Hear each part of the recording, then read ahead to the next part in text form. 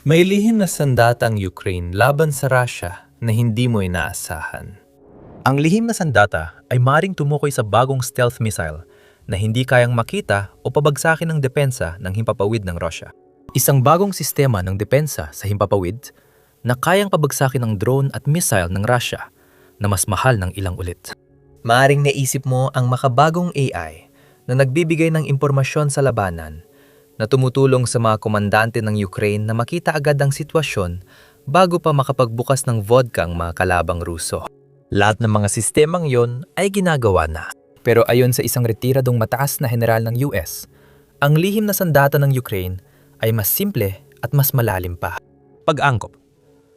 Sa isang kamakailang op-ed para sa kilalang US journal na The Bulwark, si Lieutenant General Mark Hertling, retirado, ay naglahad ng isang kapanipaniwalang argumento. Ang abilidad ng Ukraine na daigin ng Russia sa pag-iisip at bumuo ng mga bagong paraan bilang tugon ng nagbalik sa kanila ng estratehikong inisyatiba sa ikalimang taon ng digmaan.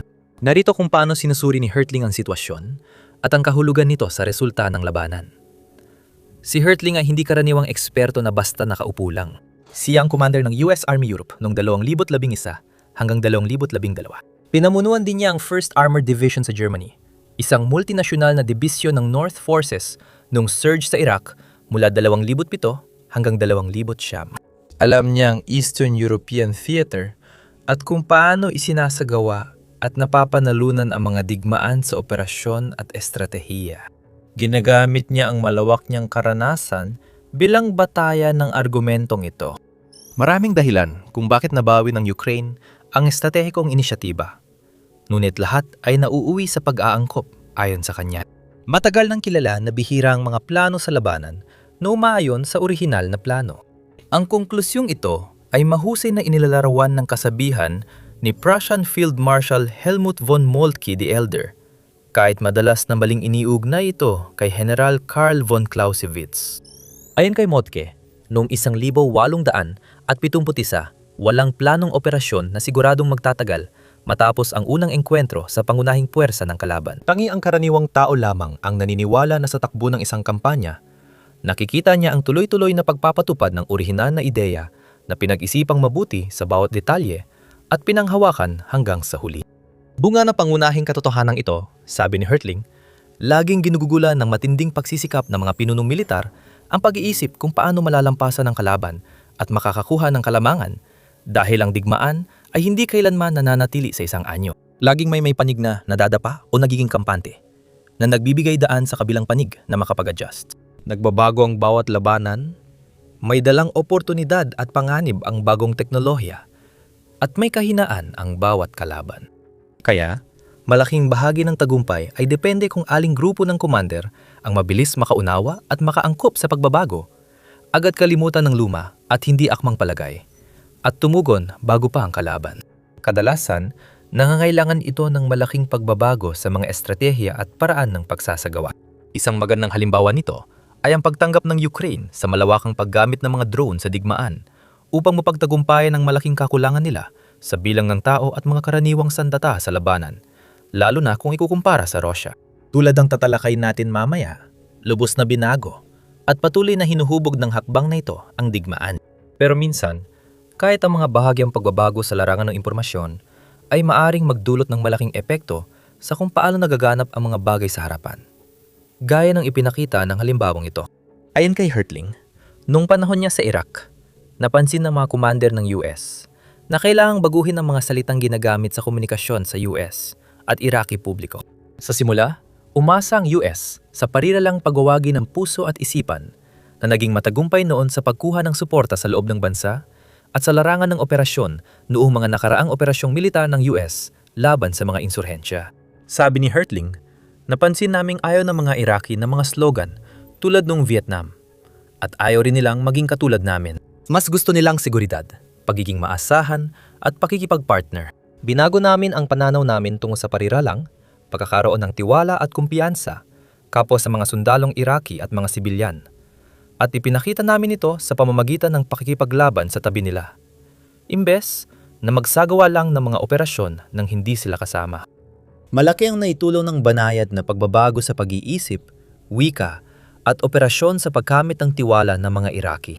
Halimbawa ito, kung paano ang maliliit na pagbabago ay pwedeng magdulot ng malaking epekto sa resulta ng tunggalian.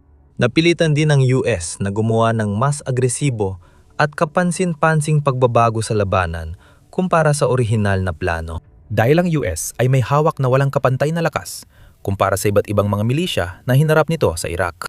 Napagtanto ng mga rebelde na hindi nila kayang lakas. Kaya binago nila ang kanilang paraan.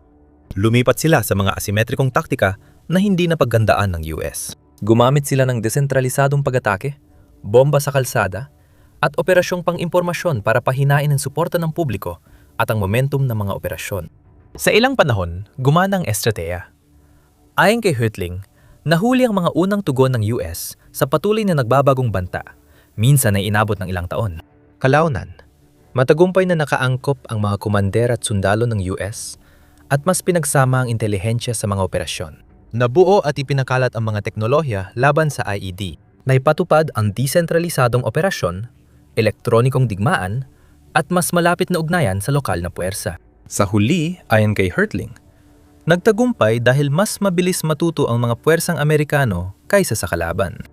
Ngunit, hindi laging nananalo ang mas malaking puwersa. Sa mas mahusay na pag-iisip at mas mabilis na pag-angkop, kayang talunin ng mas maliit at hindi gaano makapangyari ang puwersa ang mas malalaking puwersa na mabagal magbago.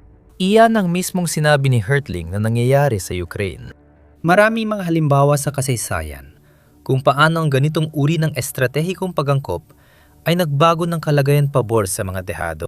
Ang pinakatanyag marahil ay ang labanan sa Thermopylae noong 480 BCE kung saan isang maliit na koalisyon ng mga puwersang Griego na tampok ang 300 Spartan sa ilalim ni Haring Leonidas I ay matagumpay na napigilan ang napakalaking hukbong mananakop ni Xerxes I ng Persya. Ang kwento ay ginawang walang kamatayan at may katang-isip na bahagi sa pelikulang 300 ni Zack Snyder noong 2006.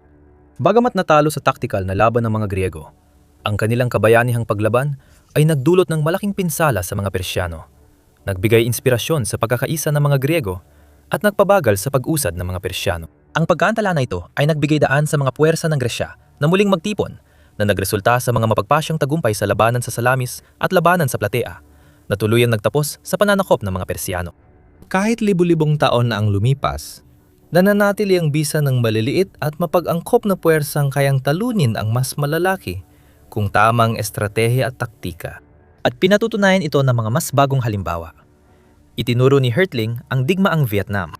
Sinabi niyang ang Tet Offensive noong 1968 ay malaking kabiguan sa militar para sa hilagang Vietnam at halos napahinto sa Vietcong bilang puwersang lumalaban. Nagbago ang Vietcong na estratehiya, iniwasan ang labanan sa mas malalakas na puwersa ng US at gumamit na lang ng mga gerilyang taktika. Sa huli, ang mga naunang di pantay na taktika na ito ang naging dahilan kung bakit tumagal ng husto ang digmaan at naging sobrang mahalang gastos para kayanin ang pamunuan ng US sa politika. Napilitan ng US na umatras. Nananatiling pinamumunuan ng mga komunista ang Vietnam, kahit aktibong ekonomiyang sosyalista at magandang ugnayan sa US. Mas malapit sa atin pagdating sa Ukraine, binanggit din ni Hertling ang halimbawa ng Finland noong Winter War ng 1939 hanggang 1940. Gumamit ang mga Finnish ng hindi pantay na taktika tulad ng winter camouflage, paggalaw gamit ang ski, at mga inimbentong sandata gaya ng Molotov cocktail para labanan ng napakalaking Soviet Red Army. Sinabi ni Hertling na tablang resulta na posibleng pinalalabis ang sitwasyon. Nagtapos ang digmaan sa Moscow Peace Treaty na nagresulta sa pagsuko ng Finland ng halos 11% ng teritoryo nito sa Soviet Union, kabilang ang Karelia, bahagi ng Saime, at mga isla sa Gulf of Finland. Sa teknikal na pananaw, ito ay pagkatalo sa militar. Nagdulot ng malaking pinsala ang Finland sa mga Soviet at, mas mahalaga, napanatili ang kalayaan nito. Lalong tumibay ang pagkakaisa ng bansa at nakuha ng Finland ang internasyonal na prestihyo habang pinalayas ang Soviet Union sa League of Nations dahil sa pananakop nito. Dahil dito, masasabi nating tabla ang naging resulta at kapansin-pansin ang pagkakatulad nito sa labanan sa Ukraine. Tama si Hertling sa pagbibigay diin na mali husgahan ng digmaan base lang sa nasakop na teritoryo. Bagamat mahalaga pa rin ito, sinakop ng Russia ang humigit kumulang 20% ng teritoryo ng Ukraine At ang pangunahing layunin ng Ukraine ay mapaalis ang mga Ruso mula rito at mabawi ang kanilang buong teritoryo. Malaki na ang ipinagbago ng pakikidigma at sa Ukraine, hindi sapat ang paghusga sa digmaan batay lang sa dami ng lupang nasakop dahil hindi nito naipapakita ang tunay na nangyayari sa labanan at sa likod nito.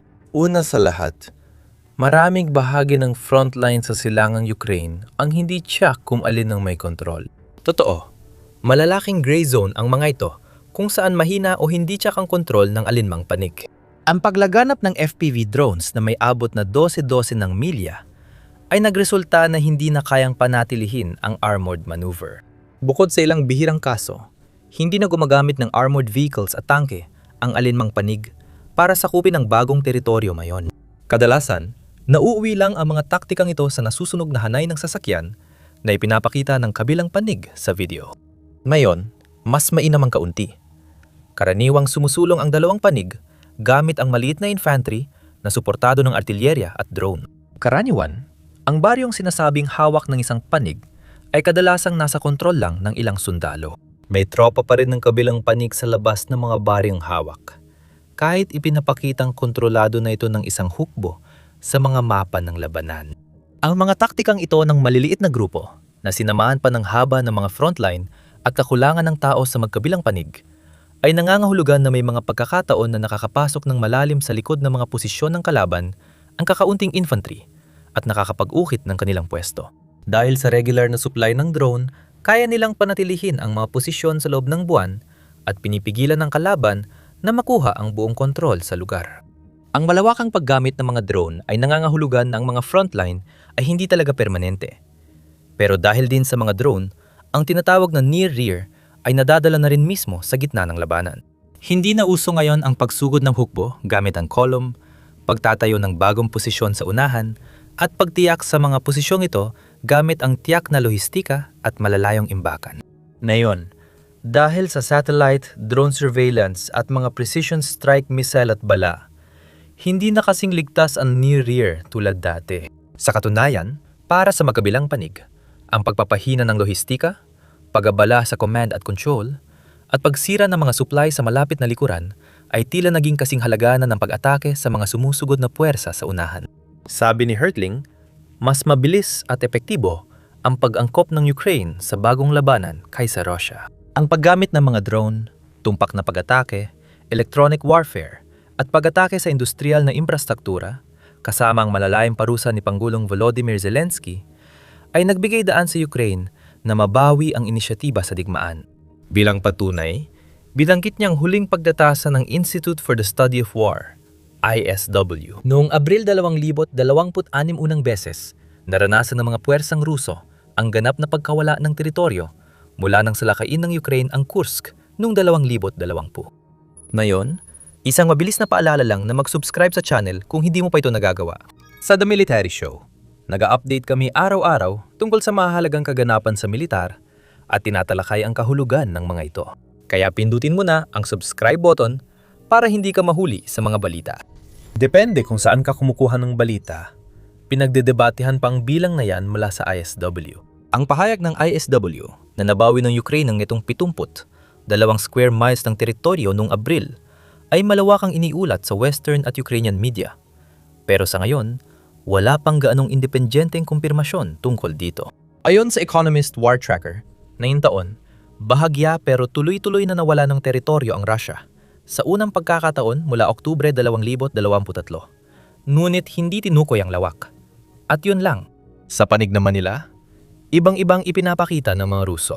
Ang hepe ng General Staff ng Russia, si Valery Gerasimov, kamakailan ay nagsabi na nasakop ng mga puwersang Ruso ang mahigit 1,000 milyang parisukat ng teritoryo, nakuha ang 80 pamayanan at napalaya ang huling natitirang pamayanan sa Luhansk Oblast. Noong 2026, tila pinatutunayan ng mga geolocated na video ang huling bahagi ng pahayag na yon. Inilarawan ni Hertling ang napakalaking pagkakaibang ito sa mga pahayag bilang lumalawak na agwat sa pagitan ng mga sinasabi ng Kremlin at ng totoong nangyayari sa labanan. Pero sino ba talaga ang nakakaalam ng tunay na nangyayari? Tulad ng ipinaliwanag namin, para sa magkabilang panig, ang pagsasabing ganap na kontrolado ang isang teritoryo hanggat hindi pa umaabot ng 12-12 ng o daan-daang milya ang galaw ng frontline papasok sa teritoryo ng kalaban ay, sa pinakamabait na pagbasa, mapanlin lang. Karamihan dito, sa totoo lang, ay isang gray zone, kung saan hindi kailanman ganap na sigurado ang kontrol at ang mga posisyon ay maari magpalit ng may hawak. Minsan pa nga ay ilang beses sa loob ng isang araw. Hindi ganoon ang pananaw ni Hertling. Ayon sa kanya, ang mga nakatataas na lider militar na nagpapalabis sa mga tagump ay madalas nagpapakita ng kahinaan ng kanilang institusyon. Sa mga otoritarya na sistema, kadalasang binabago ng mga sibilyan at militar na lider ang mga ulat para umangkop sa inaasahan kaysa sa totoong operasyon. Sa pagdaan ng panahon, ang ganitong gawain ay nagpapalabo sa desisyong militar at politika, nagpapahina sa kakayahang umangkop at nagdudulot ng kapalpakan. Nangyayari na ito sa Rusya, bago ang pananakop at tila nagpapatuloy pa hanggang ngayon. Malamang tama siya, pero delikado ang argumento niya. Habang ilang beses nang nahuli ang Rusya na nagbibigay ng sarkastikong kinatawag ng mga Russian military blogger na beautiful reports, hindi rin ligtas ang Ukraine sa pagpapaganda ng kanilang mga ulat. Noong Abril 2026 tinanggal sa pwesto ang mga commander ng 14th Separate Mechanized Brigade at ika-10 Army Corps matapos mabisto sa investigasyon na itinago nila ang seryosong kakulangan sa supply. Natuklas ang lubhang nangayayat ang mga sundalo dahil sa kakulangan ng pagkain at tubig at may mga nawalang posisyon. Sabi ng kawani, itinago ng dating pamunuan ang totoong sitwasyon. Noong huling bahagi ng 2025, sinibak ang mga commander ng ika-54 na Mekanisadong Brigada at ika-10 Mountain Assault Brigada dahil sa sistematikong pagpapalsipikan ng mga ulat. Nagsinungaling sila tungkol sa paghawak ng mga posisyon sa Siversk na iniwan ng tropa. Kaya madaling nasakop ng mga Ruso ang lungsod. Sa kasamaang palad, hindi ito mga hiwalay na insidente lang. Ayon kay Ukrainian Director at Batalyon Commander Oleg Sentsov sa Ukrayinska Pravda, sobrang pagsisinungaling sa ating estado at hukbo at di masukat ang antas nito. Ayon kay Hertling, magiging authoritarian din ang Ukraine gaya ng Russia, ngunit hindi yon ang nais niyang ipahiwatig. Habang nagsisinungaling ang Russia tungkol sa mga nasakop at nahihirapan, patuloy namang umuunlad ang Ukraine sa taktika at operasyon. Totoo ang ikalawang bahagi ng pahayag na yan. Ayon kay Hertling, alam ng mga komandante ng Ukraine na hindi nila kayang makipagsabayan ng artilyerya, armored vehicle, at sundalo laban sa mas malaking kalaban na may mas maraming reserba. Kaya, imbes na tapatan ang lakas ng Russia, unti-unting binago ng Ukraine ang estratehiya at inatake ang mga kahinaan sa sistemang industrial-militar ng Russia. Imbes na ubusin ang kalaban sa harap, lumipat ang Ukraine sa mas asimetrikong taktika. Partikular, sa pamamagitan ng malaking pagdagdag ng kanilang inventory ng mga long-range attack drone at missile, mas pinupuntiryanan nila ngayon ang mga infrastruktura, lohistika, produksyon ng enerhiya, navigation system, at mga pasilidad pang industriya na sumusuporta sa mga operasyon ng labanan ng Russia. At tila walang duda na malaki ang epekto ng mga pag-ataking ito. Dumarami ang mga kumpirmadong video na nagpapakita na parami ng parami ang mga pangunahing oil refinery, fuel depot, pasilidad ng pampasabog at mga planta na konektado sa paggawa ng drone at missile ng Russia ang tinatamaan. At mas madalas pa ito nangyayari. Kamakailan, napinsala sa mga pag-atake ng Ukraine ang Kurishi Oil Refinery malapit sa St. Petersburg, isa sa pinakamalaking refinery sa Russia. Sa mga nakaraang linggo, tinamaan din nila ang VNIIR Progress Plant sa Chuvasha na gumagawa ng mga guidance system para sa nabigasyon na hindi madaling maapektuhan ng electronic warfare na ginagamit sa mga drone at missile ng Russia. Dalawa lang yan sa maraming halimbawa. Para kay Hertling, ipinapakita ng mga pag-atake ang mas sopistikadong pangangalap ng intelihensya at mga prioridad sa pag-target na layong gambalain ang mga ugnayang magpapatakbo sa makinang militar ng Russia. Tulad ng Ukraine, pinabagsak ng mga air defense ng Russia ang karamihan sa mga drone na ito. Pero dahil sa dami ng mga drone na lumilipad papasok ng Russia ngayon, mas marami na ang nakakalusot at tumatama sa kanilang mga target. At hindi lang kung saan-saan, kundi sa Moscow at St. Petersburg, mga pinakamahalaga at mahigpit na binabantayang lugar sa Russia. Ayon sa mga pagtataya ng intelihensya sa kanluran, hinigpitan ng Russia ang seguridad kay Vladimir Putin at sa mahahalagang pasilidad ng kanilang pamunuan. May iba pang mga ulat na nagsasabing, ang mga pag-atake ng Ukraine, lalo na sa Moscow, ay nagtulak sa mga autoridad ng Russia na ilipat ang mga sistema ng depensa sa himpapawid upang maprotektahan ang mga pasilidad na nakatataas na pamunuan at mahahalagang infrastruktura. Aminado si Hertling na maaring pinalabis ang ilang ulat. Ngunit para sa kanya, mas mahalaga ang mas malawak na estratehikong realidad kaysa sa eksaktong katumpakan ng mga iyon. Nagawang dalhin ng Ukraine ang digmaan sa teritoryo ng Russia. Makikita mo ito sa mga mukha ng ordinaryong mga Ruso o sa halip sa kanilang mga cellphone. Nilimitahan ng gobyerno ang access sa Telegram app sa Russia bilang malinaw na pagsisikap na pigilan ang pagkalat ng negatibong balita tungkol sa digmaan. Sa totoo lang, halos lahat ng aktibong Russian channel ay nagpapahayag ng pagkadismaya sa hakbang na ito. Dahil sa tumataas na gastusin at hirap ng ekonomiya, lalong sumama ang sentimiento sa Russia dahil sa hakbang na ito. Ayon sa Russian state pollster na Votsoyum, bumaba ang approval rating ni Putin sa 65.6% noong huling bahagi ng Abril 2026 na siyang pinakamababang antas mula nang magsimula ang digmaan laban sa Ukraine. Malaking pagbaba ito ng mahigit 12% puntos mula Disyembre 2025 na naging dahilan para baguhin ng ahensyang kontrolado ng Estado ang kanilang paraan ng pagsasagawa ng survey upang mapahupa ang mga susunod pang negatibong resulta. Siyempre, ang mga numerong yan ay pangarap lang ng maraming leader sa kanluran. Batay sa bagong survey sa US, 39% pa rin ang approval rating ni Pangulong Donald Trump. Ngunit patuloy itong bumababa. Sa pinakamalalaking kaalyado ng Ukraine sa Europa, si Chancellor ng Alemanya Friedrich Merz ang pinakasikat. May 19% approval at 76% disapproval rating. Bahagyang sumusunod sa kanya si Emmanuel Macron ng Pransya na may 18% approval rate at 75% disapproval rate. Si UK Prime Minister Sir Keir Starmer na ang Labour Party ay kamakailang napahiya sa lokal na halalan ay malamang mapatalsik sa malapit na hinaharap. Ayon sa YouGov survey, 11% lang ng Briton ang tingin ay magaling siyang punong ministro, habang halos 60% ang nagsabing mahina o napakasama siya. Gayunpaman, ang halos 12% na bagsak kay Putin sa isang quarter ay malakas na palatandaan na epektibo ang asymmetric na estratehiya ng Ukraine. Malakas ang argumento ni Hertling na ginagamit ng Ukraine ang kakayahan nilang mag-adapt at asymmetric na kalamangan para mabawi ang inisyatiba. Ngunit hindi tulad ng ibang mga komentarista, hindi nga ipinapalagay na inilagay na nito ang Ukraine sa tiyak na landas patungo sa tagumpay o na malapit ng matapos ang digmaan. Ayon sa kanya, mapanganib pa rin at kayang magdulot ng matinding pagkawasak ang Russia. Kinikilala rin niya ang matinding problema ng Ukraine sa tauhan, ang katotohanang lubos itong umaasa sa dayuhang tulong upang manatiling gumagana bilang isang estado. At na ito ay nasa malaking kahinaan sa isang digmaan na nagiging matagalang labanan ng pagubos ng lakas. Malalaki ang tinatamong pinsala ng Russia. Pero kaya nitong tiisin yon dahil sa laki ng bansa, ekonomiya at populasyon. Mahalagang tandaan na hindi sumasang-ayon ng opisyal na pagtatasa ng Pentagon sa pananaw ni Hertling na nakuha na ng Ukraine ang estratehikong inisyatiba dahil sa mga bagong taktika at kakayahang mag-adapt.